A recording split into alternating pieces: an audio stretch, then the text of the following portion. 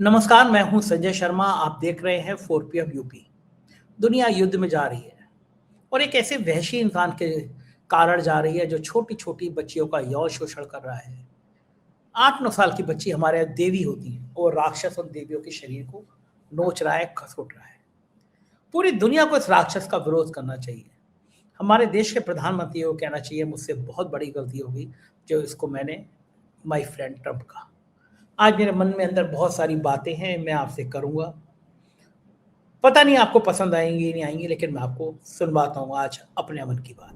बहुत सारी बातें करने का मन था युद्ध पर, लेकिन समझ में नहीं आ रहा है कि वही सब बातें रोज़ क्यों की जाएँ। यहाँ मिसाइल गिर गई, वहाँ बम गिर गया, यहाँ ड्रोन आ गया, ये इमारत गिर गई। दिन भर आप सुबह से रात तक वही देख रहे हैं।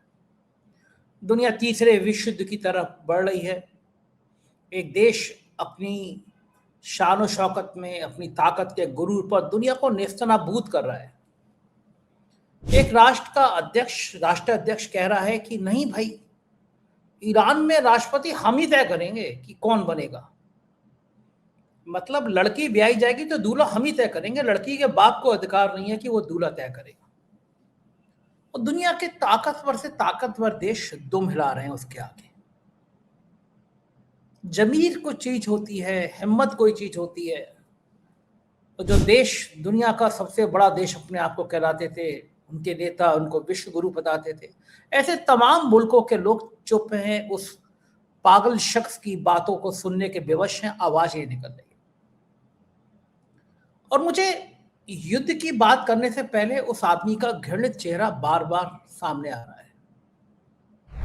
मैं मानता था कि अमेरिका बहुत प्रगतिशील है, अमेरिका के लोग बहुत समझदार हैं, लेकिन जो वीडियो निकल के आ रहे हैं एप्स्टीन फाइल के, जिसमें सोचिए आप 9 साल की, 8 साल की बच्ची के साथ, अब तो खुलासे हो रहे हैं कि वो राष्ट्र अध्यक्ष अपने शरीर के पार्ट्स छूने को कह रहा है, वो नहीं छू रही है, लड़की काट लिया उसने तो उसको मार रहे हैं। और कुछ जगह रिपोर्ट्स में तो ये तक कहा जा रहा है लड़की, छोटी लड़कियों को प्रेग्नेंट किया जा रहा है, इनका एबॉर्शन किया जा रहा है, पार्ट को काट दिया जा रहा है। क्या क्या घिनौनी घिनौनी बातें। जिस मुल्क को अपना सबसे बड़ा नेता इतना गंदा आदमी चुनने में शर्म नहीं आ रही, उस मुल्क को यह नजर नहीं आ रहा कि वो अपनी तबाही की कहानी खुद लिख रहा है। आर्थिक रूप से यह देश अमेरिका इतना कमजोर होता जा रहा है और अमेरिका के लोग खामोश हैं।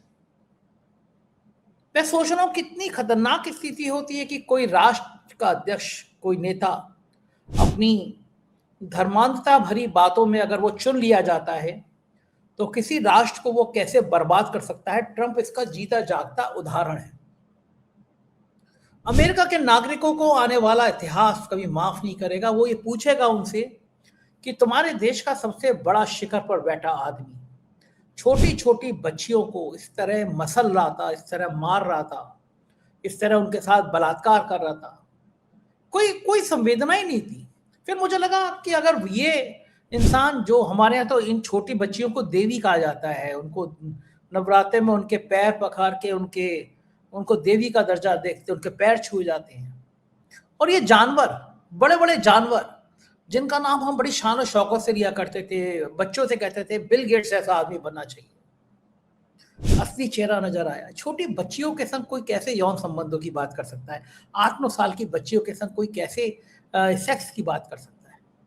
और वो देश वो कह रहा है कि ईरान में महिलाओं की हालत बड़ी खराब है साहब, इनके चेहरे से हिजाब हटाने का मुद्दा है। और बड़े बड़े इंटेलेक्चुअल लोग ईरान की तस्वीरों को साझा कर रहे हैं, देखिए साहब ये हिजाब पहनती है, महिलाओं में बड़ा शोषण।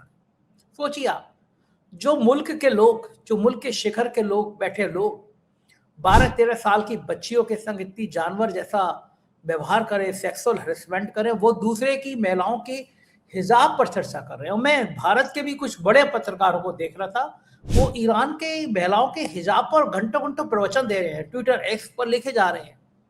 कोई नहीं लग रहा कि ईरान में महिलाओं की साक्षरता का प्रतिशत लगभग 90% है। वहां की महिलाएं इतनी पढ़ती लिखती हैं। उनका उनका सबसे बड़ा दोष ये है कि साहब, इनका विरोध ये है कि साहब इन्होंने हिजाब क्यों पहन रखा है।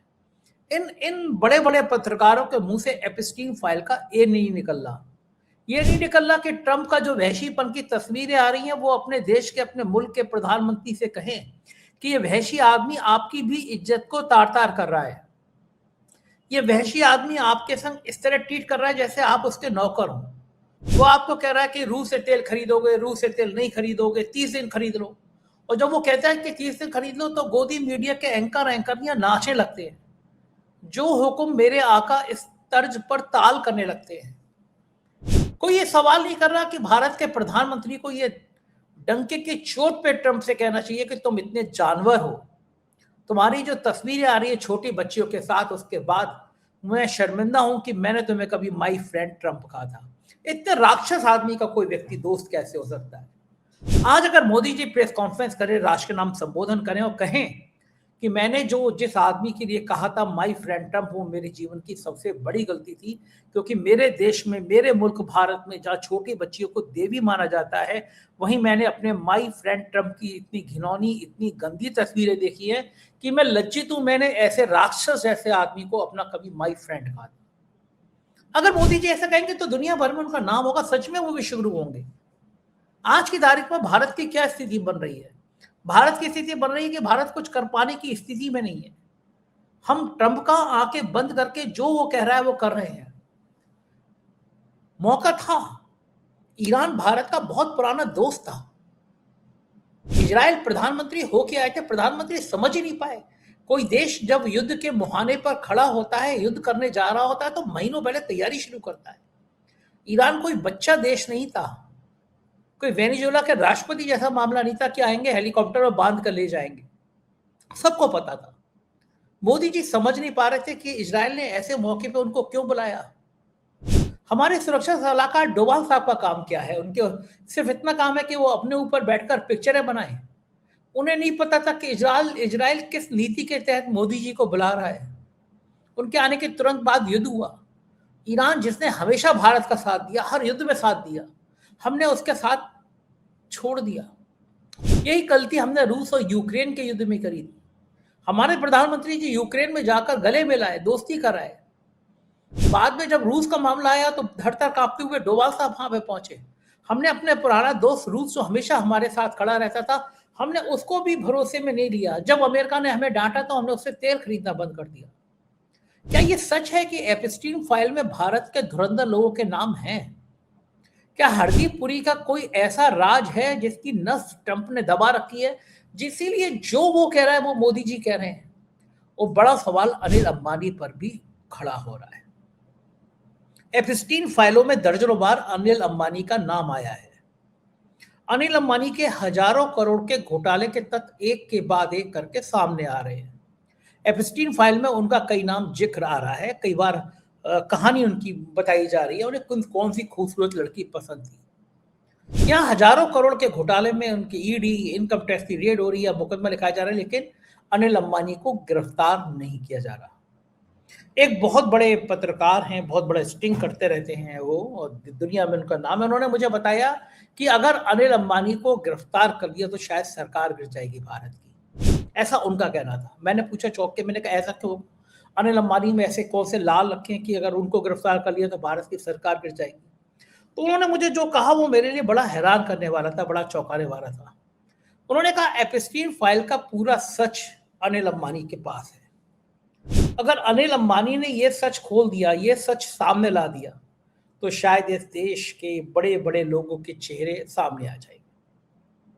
तो क्या माना जाए कि हरदीप पुरी जिस शाम को कॉफी पीने जा रहे थे, वो कोई शाम कोई और कॉफी थी? क्योंकि अब ये राज सामने आया है, जब छोटी बच्ची को 9 साल की, 8-9 साल की बच्ची को बुलाया जाता था तो पिज्जा कहा जाता था कि आज पिज्जा पार्टी है। यानी छोटी सी मासूम बच्ची आ रही है तो राक्षसों के लिए वो पिज्जा पार्टी है। पता नहीं मुझे कि हरदीप पुरी अगर कॉफी पीना चाहते थे, वो कॉफी कौन सी थी, वो कितने साल की कॉफी थी, कितनी साल पुरानी कॉफी थी? क्या ये राक्षस, चाहे वो भारत में हो, चाहे वो ब्रिटेन में हो, फ्रांस में हो, अमेरिका में हो, ये किसी भी रूप से इस समाज में किसी भी पद पर रहने लायक हैं? हमने कैसे ये सोच लिया कि हम एक बहुत बड़ा सम्मेलन करेंगे एआई का, और उसमें किसकी हिम्मत पड़ गई वो बिल गेट्स को आमंत्रित करने की? सोच नहीं सके। जिन चेहरों को बच्चियों के शरीर के संग नोचते खसोटते वीडियो सामने आ रहे हैं, हम उनको अपने मुल्क में कैसे बुला सकते हैं? ईरान ने तबाही मचा दी है और ईरान इस बात का प्रतीक बन गया है कि जब बात मर्यादा की हो, जब बात आत्मसम्मान की हो और जब बात देश की हो, तो हमें अपनी जान की परवाह नहीं करना चाहिए। और भारत तो ऐसे तमाम उदाहरणों से भरा हुआ है। हमारे यहाँ के महापुरुषों ने घास की रोटी खाई थी, पूरी जिंदगी जंगलों में काट दी, पर अपने स्वाभिमान से समझौता नहीं किया। पन्ना धाय का उदाहरण हमारे सामने है, अपनी बच्ची को मरवा दिया लेकिन सेवक का धर्म निभाया। गुरु गोविंद सिंह ने अपने बच्चे दीवार में चुनवा दिए लेकिन धर्म का मार्ग नहीं छोड़ा। हम ऐसे गौरवशाली देश की परंपरा के जीते जागते उदाहरण हैं। और आज हम क्या हो गए हैं? आज हम बोल नहीं पा रहे हैं। ईरान ने जो तबाही सऊदी में मचाई है, दुबई में मचाई है, उसने साफ साफ कहा कि जहां जहां अमेरिका के लोगों को रखा जाएगा, अमेरिका के लोगों को पाला पोसा जाएगा, तो हम बर्बाद होंगे, लेकिन हम सबको बर्बाद कर देंगे। ईरान का बच्चा बच्चा खामेनेई बन गया है। इस 86 साल के बुजुर्ग को मारकर अमेरिका ने अपनी कब्र खोद ली है। इस 86 साल के बुजुर्ग ने ईरान के अंदर जो क्रांति पैदा कर दी, उसमें ईरान की गली गली मोहल्ले मोहल्ले में खामेनेई पैदा हो गया। सिर पे कफन बांध लिया उन्होंने, और उन्होंने कहा कि हम अब वो करके दिखाएंगे जो अमेरिका ने कभी सोचा नहीं था। आप सोचिए क्या तैयारी है।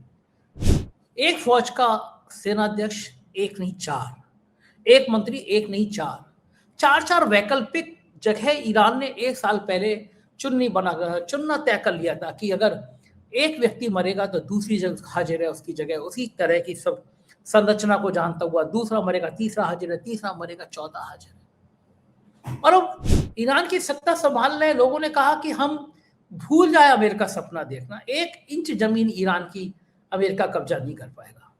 ये देश के प्रति जज्बा है ईरान का, ये देश के प्रति समर्पण है ईरान का।